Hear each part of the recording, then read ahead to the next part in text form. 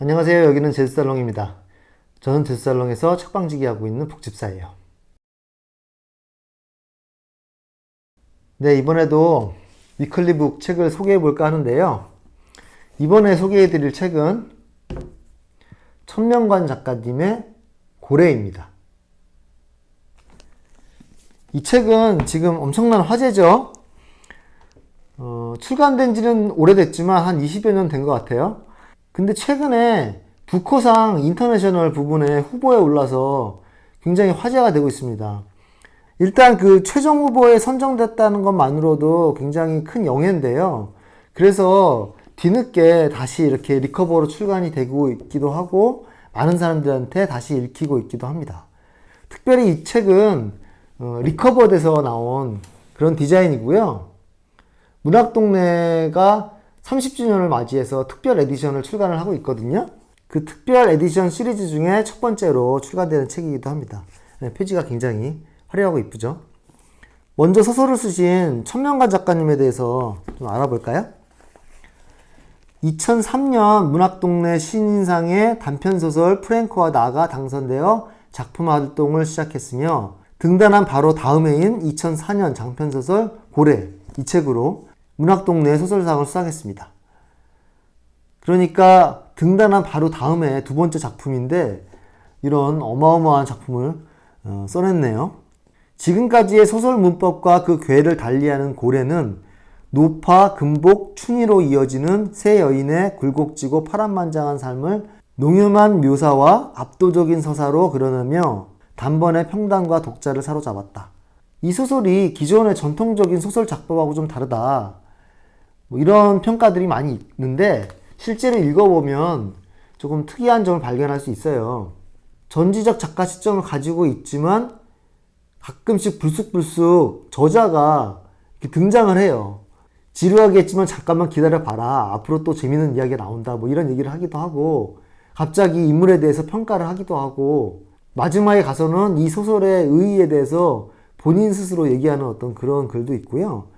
그리고 또 한편으로는 인물이나 묘사 이런 것들이 기존 소설하고 좀 다른 게 여기 등장하는 인물도 기존 소설에서는 볼 수 없는 특이한 인물이라고 할 수 있는데 세 주인공이 등장하거든요. 노파와 금복과 춘희 이렇게 세 세대에 걸친 여성이 등장하는데 기존의 어떤 소설에서도 보지 못했던 대단히 혈기왕성해서 남성적인 어떤 그런 에너지를 뿜어내기도 하면서 동시에 여성적인 성적인 매력도 굉장히 갖추고 있고 아주 적극적이고 교활하기도 하고 계산적이기도 하면서 동시에 순수하기도 하고 무지하기도 하면서 열정적이기도 하면서 굉장히 꽉 막힌 고집을 가지고 있고 그래서 뭐라 그럴까요? 성은 여성으로 등장을 하지만 여성성과 남성성의 에너지를 모두 가지고 있는 그런 좀 특이한 인물이라고 할 수가 있어요. 특히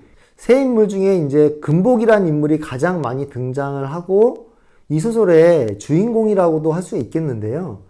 금복이라는 인물이 이제 그런 인물이고 그래서 굉장히 기존 소설에서는 보지 못했던 인물상을 하고 있다. 그래서 이 인물상을 지켜보는 것만으로도 굉장히 흥미진진하고 매력적인 소설입니다. 마지막으로 등장하는 춘이라는 인물이 또 특이한데요. 자폐아로 등장하고요.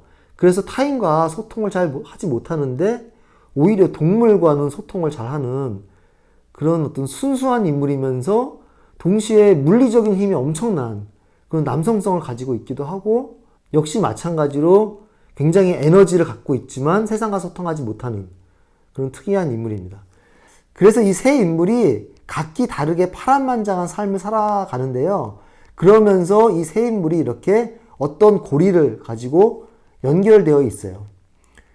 일단 이야기 자체가 굉장히 스펙타클하고 흥미진진하고 엄청나게 에너지가 넘치는 이야기이기 때문에 일단 너무 재밌습니다. 몰입감이 엄청나고 읽다 보면 순식간에 빨려들게 돼요. 그래서 이 인물의 매력 때문에 그리고 또 아주 다채롭게 전개되는 그런 이야기 때문에라도 시간 가는 줄 모르게 읽게 됩니다.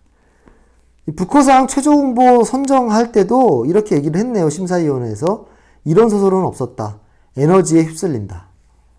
이런 특이한 개성을 가지고 있는 인물들의 이야기임에도 불구하고 계속 읽어 나가다 보면 뭔가 인간 보편의 이야기를 듣는 듯한 느낌이 들어요.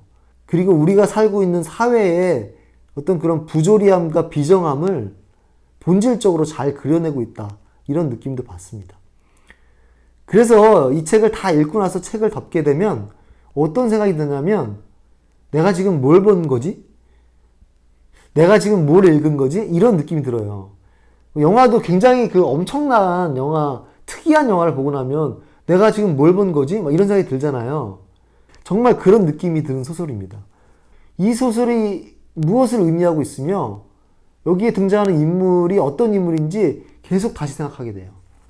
제가 항상 하는 말이지만 좋은 소설이나 좋은 책은 읽고 난 다음에 다시 곱씹게 되는 그런 책들인데 정말 이 소설이 그런 소설이 아닌가 싶습니다. 그 세 인물과 그들의 각각의 이야기가 너무 인상 깊어서 계속 생각하게 돼요. 그래서 이쯤 되면 이 인물이 겪은 이야기를 좀 소개해 드려 볼까 하는데요. 이게 자칫 스포일러가 될 수도 있으니까 나는 이야기를 전혀 모른 채 읽고 싶다라고 하시는 분은 이렇게 건너뛰셔도 좋을 것 같아요.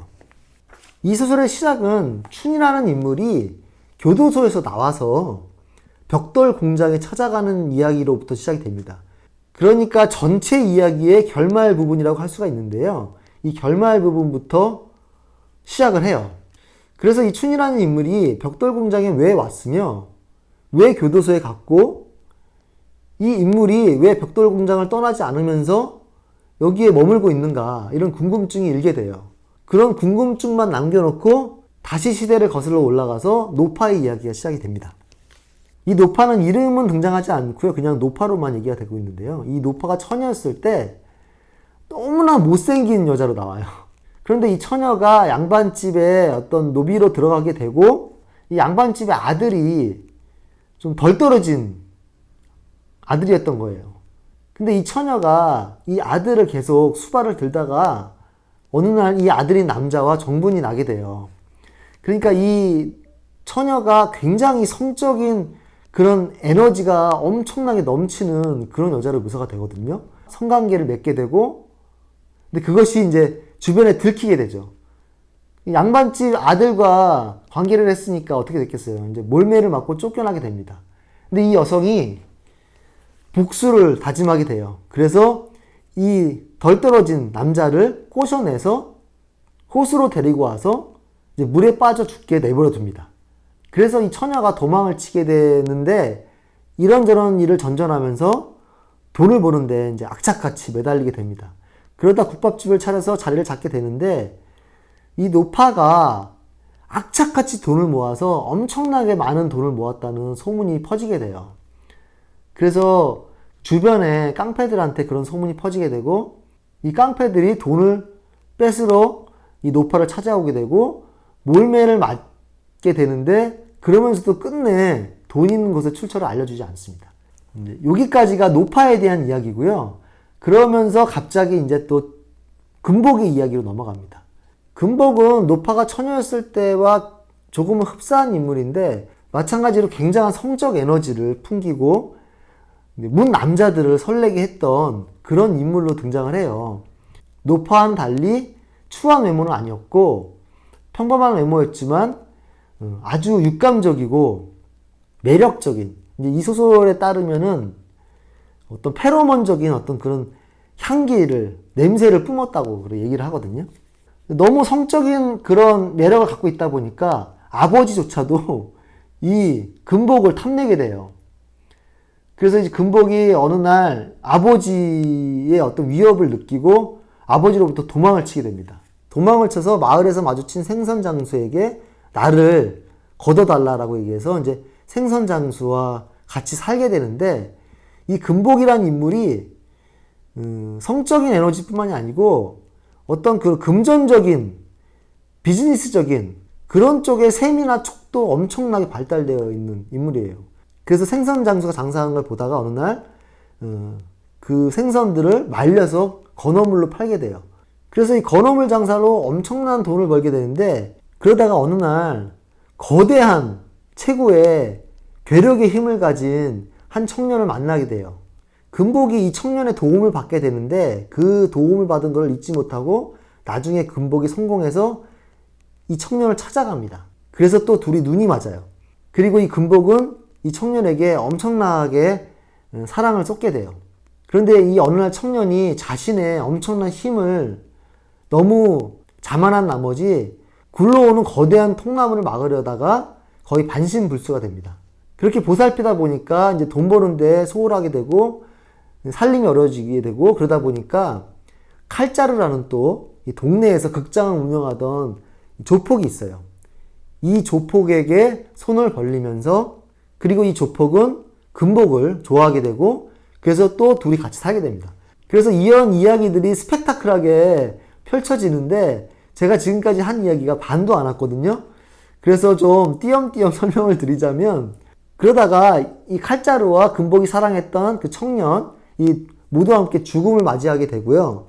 금복은 어떻게 하다가 돈벼락을 맞게 돼요. 이 돈벼락의 출처에 대해서는 스포일러가 될 것 같으니까 남겨놓도록 하고요.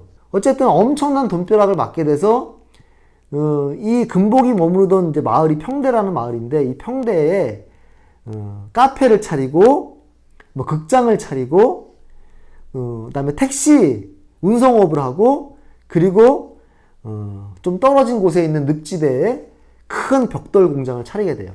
그래서 이 평대란 마을을 완전히 이 금복이라는 인물이 일으키게 됩니다. 그래서 마을에서 가장 위에 있는 권력을 행사하는 인물이자 마을을 먹여 살리는 그런 인물이 되고요. 근데 금복이 그 이전에 아주 어려웠을 시절에 딸을 낳게 되는데 그 딸의 이름이 춘이거든요.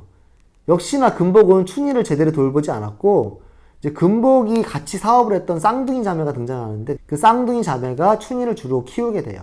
근데 춘이는 어렸을 때부터 말을 하지 못하는 자폐아였는데 또 힘은 또 엄청났어요. 체격이 엄청났고 그래서 쌍둥이 자매와 쌍둥이 자매가 키우는 코끼리가 있었는데 코끼리와 이렇게 대화를 하면서 겉돌면서 지내게 되다가 벽돌 공장에서 이제 그 벽돌을 만드는 벽돌공을 아버지 삼아서 벽돌 만드는 일을 배우게 돼요. 그렇게 금복은 금복대로 춘이는 춘이대로 살다가 어느 날 이 평대에 대화재가 나게 돼요. 그래서 수백만 명이 죽고 이 평대 마을 전체가 쑥대밭이 됩니다. 역시나 금복도 죽게 되고 모든 인물들이 다 여기서 죽거나 도망치게 돼요. 그런데 경찰에서 이 화재를 수사하는 과정에서 춘이가 불을 지른 방화범으로 몰리게 돼요. 여기에 관련된 뒷이야기도 스포일러가 될 것 같으니까 남겨놓도록 하고요. 그래서 춘이가 교도소에 가게 됩니다. 그래서 교도소에 가서 한 10여 년을 지내게 되는데 당시가 굉장히 근대화가 막 되고 있던 시기니까 이 교도소 내 복지가 전혀 없었던 것이죠. 그러니까 간수에게 엄청난 폭행을 당하고 다른 죄수들에게도 폭행을 당하고 그렇게 정말로 묘사하기 힘들 정도로 끔찍한 폭력에 노출된 채로 지내다가 나중에 이제 정권이 바뀌면서 사면 처리되면서 교도소를 출소하게 돼요. 이 춘이가 교도소에 지냈을 당시의 이야기가 이제 그 3부의 이야기인데요. 너무 끔찍해서요. 이 소설이 묘사가 굉장히 뛰어난 소설인데요. 그래서 심지어는 소설가가 춘이가 당하는 폭력을 묘사하다가 점점 그 폭력이 심해질 때 더 심해진 이 장면은 차마 묘사할 수가 없다. 이렇게 얘기를 할 정도예요. 그래서 어찌 보면 이 춘이라는 인물이 이 근대 사회의 폭력성에 의해서 희생된 인물을 대표하는 인물이 아닌가 이렇게도 생각이 될 수 있고요. 어쨌든 춘이가 교도소에서 출소를 하는데 이제 춘이는 아는 사람이 아무도 없잖아요. 평대에서 모든 사람이 몰살됐으니까 갈 데도 없고 그래서 춘이가 생각난 곳은 오로지 자기가 일했던 벽돌 공장 뿐이었고 그래서 그 교도소에서 걸어서 벽돌 공장까지 가요. 그 벽돌 공장은 다 이미 폐허가 됐는데 여기서 이제 본인이 산짐승들을 잡아먹고 뭐 나무 뿌리를 캐먹고 이러면서 그래서 다시 벽돌 공장을 가동시키고 벽돌을 만들어내게 됩니다. 그래서 장인 정신으로 벽돌을 굉장히 열심히 만들고 그 벽돌에 본인의 그림도 새겨 넣어요. 그래서 거기서 혼자 그렇게 벽돌을 만들어내다가 끝내는 죽음에 이르게 되는데 이 춘이가 만들어낸 벽돌이 어떻게 외부로 유출이 돼서 어떤 건축가에 의해서 발견되게 되고 이 건축가가 벽돌 공장을 어떻게 찾아와서 춘희가 만들어낸 벽돌과 춘희의 죽음을 알게 된다는 이런 이야기입니다. 그래서 마지막에 이 춘희가 벽돌을 만들어내는 어떤 그런 장면들, 이야기, 이 부분이 글쎄요, 아름답다는 말로는 부족하고 숭고하다는 말을 하고 싶네요. 이 춘희가 벽돌을 혼자서 만들어내고 여기에 자신이 느낀 바를 그림으로 그려내는 그 과정들. 아무에게도 쓰여지지 않지만 들판에 그 벽돌을 쌓아놓으면서 마지막 생을 보냈던 그 시간들. 그 시간들 속에서의 춘희의 삶과 노동이, 그 예술이 얼마나 아름답고도 숭고한가. 이렇게 경외감을 가지고 경건하게 얘기할 수 있을 것 같아요. 춘희가 벽돌에 새겨 넣었다는 그 그림이 여기도 있거든요. 아마도 작가님이 그린 그림이 아닐까 싶은데요. 글쎄요, 뭔가 아이들의 낙서 같죠? 피카소도 그런 말을 했다잖아요. 본인의 예술의 목표는 아이들의 낙서를 담는 것이다. 뭐 이렇게 얘기를 하잖아요. 그냥 외부와 소통하지 못하는 어린아이의 마음을 가지고 있는 전혀 사회화되지 않는 그런 순수한 인물이 엄청난 폭력과 상처와 아픔과 고통 속에서 그 시간들을 통과하고 견뎌내온 끝에 다다른 그림이 이렇게 단순하고도 순수할 수 있다니 참 오묘하죠. 그러니까 이 소설을 다 읽고 나서 내가 지금 뭘 읽은 거지? 이런 생각이 든다는 거죠. 그런 숭고함을 표현하려고 했는지 작가님도 소설의 마지막을 이렇게 빈 페이지 마지막에 이렇게 한 문장을 남겨놓는 방식으로 묘사를 하면서 마무리하거든요. 이 마지막 문장들은 이렇습니다. 몇 년이 흘렀다. 그녀는 홀로 벽돌을 굽고 있었다. 다시 몇 년이 흘렀다. 그녀는 홀로 벽돌을 굽고 있었다. 몇 년이 흘렀다. 그녀는 홀로 벽돌을 굽고 있었다. 공장을 찾아온 사람은 아무도 없었다. 네, 이렇게 끝난 소설입니다. 네, 소설을 소개하고 난 지금도 저는 소설을 다 읽고 났을 때의 그때의 감흥이 떠오르고 그러면서 다시금 뭔가 먹먹해지고 경건해지고 그러면서도 아프면서도 황홀한 느낌도 좀 있고요. 그런 오묘하고 신비한 느낌을 그때 받았던 그 느낌이 다시 새록새록 떠오르네요. 그래서 이 소설은 말씀드렸듯이 굉장히 특이한 개성 있는 새 인물의 파란만장한 이야기를 담고 있지만 한국 사회의 근대화를 통과해왔던 그 근대화가 인간에게 가했던 엄청난 폭력과 억압, 그 시간들 속에서 인간들이 겪었던 상처와 아픔, 그리고 거기서 드러났던 인간들의 그 욕망과 권력욕과 폭력들, 그리고 사회의 부조리함과 부당함, 뭐 이런 것들이 거대한 한 편의 서사시로 그려내고 있지 않나. 그래서 이 소설에는 어떤 한국 사회에 대한 묘사가 그렇게 구체적으로 등장하지는 않는데 한국 사회의 어느 때쯤인가는 짐작할 수 있지만 정치 상황이나 어떤 그런 전쟁 상황 이런 걸 자세히 묘사하고 있지 않아요. 워낙 동떨어진 마을을 묘사하고 있기 때문에. 하지만 한국의 근현대사를 완전히 관통하고 있는 이야기다. 그 관통하는 시간들 속에서 다양한 인간들을 다 담고 있다. 이렇게 얘기할 수도 있을 것 같아요. 한편으로는 또 인간 사회의 부조리함 속에서 살고 있는 인간 보편의 이야기라고도 할 수 있을 것 같아요. 그래도 이 소설에서 작가님이 이야기하고자 하는 바, 이 소설이 드러내고자 하는 바에 대해서 조금 짐작해 볼 수 있는 그런 문장들을 읽어보면서 마무리하도록 하겠습니다. 그녀는 파랗게 빛나는 고래를 향해 헤엄치기 시작했다. 고래는 거대한 유선형의 몸체를 우아하게 움직이며 그녀를 향해 꼬리를 철썩거리다 이따금씩 힘찬 분기를 보여주었다. 그런데 어찌된 일인지 아무리 헤엄을 쳐도 고래에게 가까이 다가갈 수가 없었다. 바로 앞에서 꼬리를 흔들고 있었고 매끄러운 거죽이 손에 잡힐 듯 코앞에서 번들거렸지만 고래는 늘 그만큼의 거리를 유지하고 있었다. 그러다 어느 순간 고래는 다시 한번 크게 물을 뿜어낸 후 유유히 꼬리를 흔들며 깊은 물속으로 사라졌다. 허탈해진 그녀는 지칠 때까지 물속에서 나오지 않고 다시 고래가 솟아오르길 기다렸지만 끝내 고래는 나타나지 않았다. 완전히 기진해서 그녀가 다시 물 밖으로 나왔을 땐 바다 저편에서 바람이 불어오고 있었다. 언젠가 그녀의 등을 떠밀어 고향을 떠나게 했던 바로 그 바람이었다. 그리고 그 바람은 이제 그녀를 다시 어디론가 데려갈 참이었다. 아니 어쩌면 그녀가 바람을 불렀을지도. 여기서의 그녀는 금복인데요.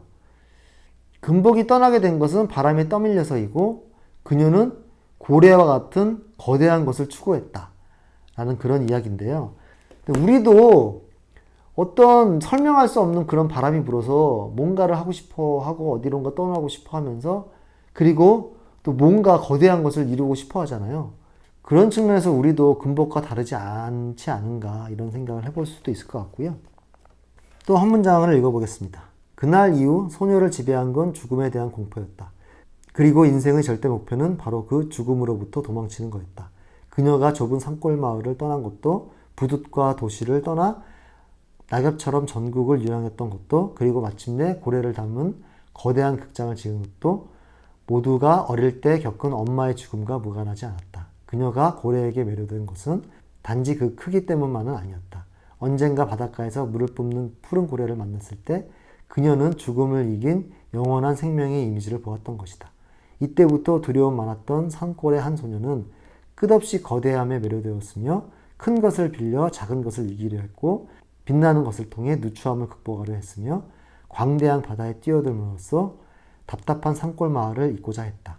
그리고 마침내 그녀가 바라던 궁극, 즉 스스로 남자가 됨으로써 여자를 넘어서고자 했던 것이다. 역시 금복에 대한 이야기인데요. 제가 아까 이 세 여자의 캐릭터에 대해서 설명하면서 여성성과 남성성을 동시에 가지고 있다고 했잖아요. 그래서 금복이라는 인물은 이 소설 속에서 여자이지만 나중에 남자가 돼요. 남자 행세를 하는 거죠. 그래서 거의 남성화돼 간다. 남성이기를 바래서 남성처럼 행동하고 남성으로 자기를 드러내는 그런 장면이 등장하기도 합니다. 우리도 우리 자신의 지위나 우리 자신의 힘이 거대해지고 커지길 원하는데 그것도 어떻게 보면 이런 죽음에 대한 공포와 두려움 때문이 아닐까. 내가 죽어서 사라지는 것에 대한 두려움, 그 사라지는 것을 받아들이지 못하고 그것을 거부하려는 몸부림? 이렇게 볼 수도 있겠죠. 마지막으로 소설을 마무리하는 부분에서 등장했던 문장을 읽어볼게요. 누군가는 고립된 생활 속에서 단지 무료함을 달래기 위해서였을 거라고도 하고 또한 인간 본연의 유의적 욕구 때문일 거라고도 하고 또 누군가는 과거의 평화로웠던 공장 생활에 대한 그리움 때문이라고 그래서 다시 그 시절로 돌아가고 싶은 희원 때문이라고도 하지만 그 어떤 해석도 충분한 설명은 아닐 것이다. 왜냐하면 그녀의 노동이 단지 무료함을 견디기 위해서라고 하기엔 너무 필사적이었으며 단지 유의라고 하기엔 너무나 고된 일이었으며 또 단지 그리움 때문이라고 하기엔 지나치게 반복적인 일이었기 때문이다. 어떤 이는 춘희의 행동을 두고 절벽에 고래 그림을 새겨넣는 신석기인들의 종교적 태도와 관련지어 설명하는 사람도 있지만 우리는 남발 안에 계곡을 가득 채운 육면체의 단순성 안에 어떤 종교적 의미가 있는지도 설명할 길이 없다. 춘희가 하는 어떤 벽돌 만들기에 대한 설명이지만 한편으로는 우리가 살아가는 이유에 대한 그런 설명일 수도 있을 것 같아요. 우리가 살기 위해서 끊임없이 노력하잖아요. 그것이 뭐 성공을 위해서였든 지위를 위해서였든 명예를 위해서였든 아니면 뭐 부를 위해서였든 끊임없이 우리는 무언가를 추구하면서 노력하는데 그런 우리들의 그런 노력들, 안간힘에 대한 설명일 수도 있겠다는 생각이 들어요. 혹은 예술가들이 예술을 하는 그 예술이라는 행위가 굉장히 무용하잖아요. 유용성은 전혀 없는데 하지만 굉장히 고통과 고뇌 속에서 탄생하는 작품들이 예술인데 그 예술 행위에 대한 설명일 수도 있겠다는 생각이 듭니다. 작가님은 그래서 이런 행위에 대해서 이렇게 얘기를 해요. 진실이란 본시 손안에 쥐는 순간 녹아 없어지는 얼음처럼 사라지기 쉬운 법이다. 그래서 어쩌면 혹 그 모든 설명과 해석을 유예하는 것만이 진실에 가까워지는 길은 아닐까? 그럼으로써 그녀를 단순하고 정태적인 진술 안에 가둬두지 않고 자유롭게 풀어주는 것만이 또 그럼으로써 그 옛날 남바란의 계곡을 스쳐가던 바람처럼 가볍게 흩어지도록 놓아주는 것만이 진실에 다가가는 일은 아닐까? 독자 여러분, 이야기는 계속된다. 네, 이야기를 마무리하면서 이렇게 이야기는 계속된다. 이 계속되는 이야기는 어떻게 보면 우리들의 삶이 아닐까 싶어요. 이렇게 열린 결말로 이렇게 마무리하고 있네요. 개인적으로는 올해 읽었던 소설 중에서 정말 인상 깊은 소설에 꼽을 수 있을 것 같고요. 누구라도 이 소설을 읽고 인상 깊지 않을 수는 없을 거예요.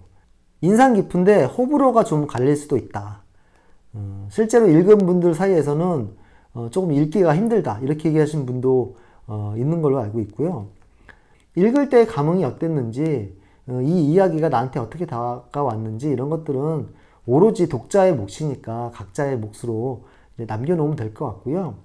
다만 이야기가 굉장히 흡입력 있고 재밌고 기존의 전통적인 이야기와는 조금 다른 그런 색깔을 가지고 있는 특이하면서도 개성 있는 소설이다. 그렇게 마무리해 볼 수 있을 것 같아요. 오늘 또 설명이 길었던 것 같은데 끝까지 시청해 주셔서 감사드리고요. 저는 또 다음 주나 다다음 주에 위클리북으로 찾아뵙도록 하겠습니다. 감사합니다. 안녕히 계세요. 안녕. 감사합니다.